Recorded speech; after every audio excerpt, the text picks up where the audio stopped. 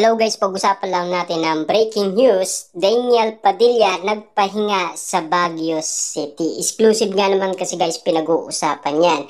Nasa Baguio, Daniel Padilla nagpahinga sa birthday. Pero alam naman natin guys sulit na sulit ang bakasyon ni Daniel Padilla dahil extended nga naman kasi. Dahil nagbalik sila sa Baguio City April 27 na. After ng kaarawan ni Daniel Padilla. Nalaman naman natin guys, si Daniel Padilla ay kasama ni Anthony at pumunta sila ng probinsya. At doon nagsaya si Daniel Padilla para makalimutan niya ang mga issue at intriga. Kasi alam naman natin guys, 'di ba? Sulit na sulit ang summer ni Daniel Padilla. Ayon umano guys sa balibalita, birthday ngayon ni Daniel Padilla sa edad 30.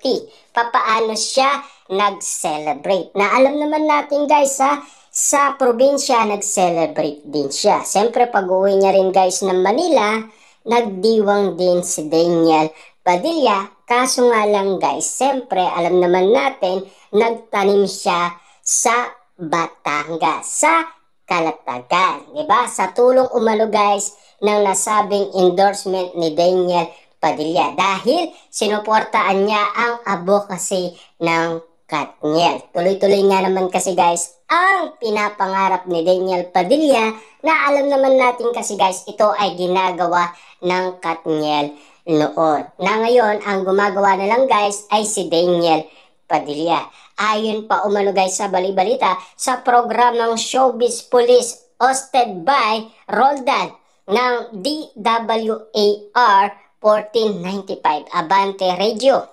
Tinanggihan nagpunta ng Baguio si Daniel para sa taping niya ng Incognito. Grabe nga naman kasi guys ang balibalita dahil alam naman natin si Daniel Padilla ay pagod na pagod din sa kanyang bakasyon. Siyempre guys, sulit na sulit yun. Kitang-kita nyo naman guys, no?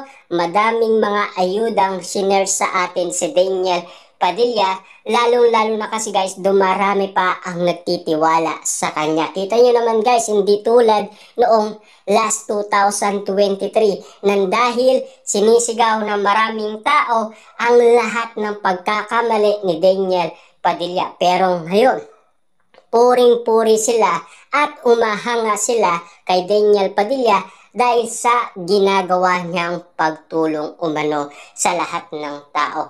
Nagpahinga raw ang aktor sa kanyang kaarawan pagkatapos mag-tree planting sa Calatagan, Batangas noong Friday. Bago yung nagpunta rin si DJ sa Nueva Ecija para suportaan ang kandidatura ng kanyang ama na si Romel Padilla. Na alam naman natin kasi guys, no? Si Daniel Padilla ay may ama na talagang politika ang target. Dahil alam naman natin, nandoon din si Carla Estrada at lalong-lalo na guys, umawit pa ito bilang suporta sa kanyang ama. Kita nyo naman guys, no? Pagod na pagod si Daniel Padilla. Pero alam naman natin guys, sulit na sulit ang ginagawa niya. Kasi yan ay pagtulong umano sa kanyang airpat. Lalong-lalo na guys sa mga tao. Hindi lang naman guys sa mga tao tumutulong si Daniel Padilla, maging sa mga aso at pusa. Dahil si Daniel Padilla, nagbibigay siya ng mga dog food at lalong-lalo na guys mga gamot. Kita nyo naman guys, no? Noon, pinag-usapan na si Daniel Padilla ay nagpaligo ng aso. Kita nyo naman guys, pinag-usapan yan sa Arayat, Pampanga. Dahil nagtayo ng center si Daniel Padilla sa Arayat, Pampanga. Siyempre guys, no? Exclusive na pinag-uusapan at pinagkakaguluhan lahat ng ginagawa ni Daniel Padilla. Pero noon guys, kahit na anong gawin ni Daniel Padilla ang pagtulong, wala sa tao. Dahil ika nga guys ng mga tao, nag-iingay lang yan sa mga tao. Nagpapalakas lang yan. Gusto lang sumikat uli. Gusto lang maging maganda ang kanyang pangalan. Yan ang sinasabi noon guys ng mga tao. At ayon pa umano guys sa balibalita, alos hindi makadaan si Daniel paakyat sa stage dahil sa dami ng taong sumusuporta sa airpot niya. Si DJ ang lakas pa rin ng atak sa mga tao. Hindi pa rin matatawaran ang kanyang kasikatan kahit wala na sa tabi niya ang dating girlfriend na si Catherine Bernardo. Kaya nga naman guys, napahiyak umano si Romel Padilla nung makita niya ang mga taong pinagkakaguluhan umano guys si Daniel Padilla. Dahil noon, kitang-kita ni Romel Padilla kung gaano kasama lahat ng tao kay Daniel Padilla. Kasi guys, kahit anong gawin ni Daniel Padilla, wala sa tao. Ibig sabihin, sira pa rin si Daniel Padilla sa mga tao. Hindi nila sinusuportaan umano si Daniel Padilla, kundi nilalait pa ito. Yan kasi guys ang pinag-usapan noon last 2023. Ayon pa umano kasi sa kanila guys, pinapabango daw ang pangalan ni Daniel Padilla kasi hindi niya nakasama si Catherine Bernardo. Yan ang mga pinag-uusapan noon.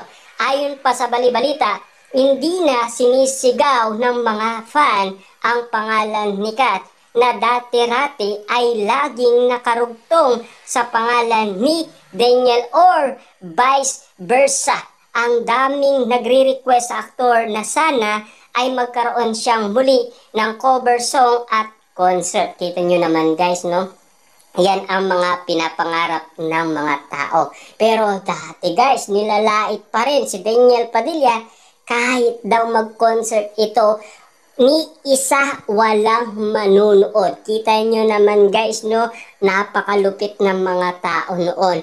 Noong panahon na nagkaiwalay sina Daniel Padilla at Catherine Bernardo. At lalong-lalo na guys, punong-puno ng stress si Daniel Padilla dahil lagi na lang siyang umiinom. Napabalitaan din natin guys na parang sinisira na ni Daniel Padilla ang kanyang pangangatawan dahil lagi nga naman spotted pinag-uusapan, laging nakainom kung pumupunta sa tiraan ni Catherine Bernardo para suyuin ito. Ayon umano guys sa balibalita umano ni Christopher Min sa atin last 2023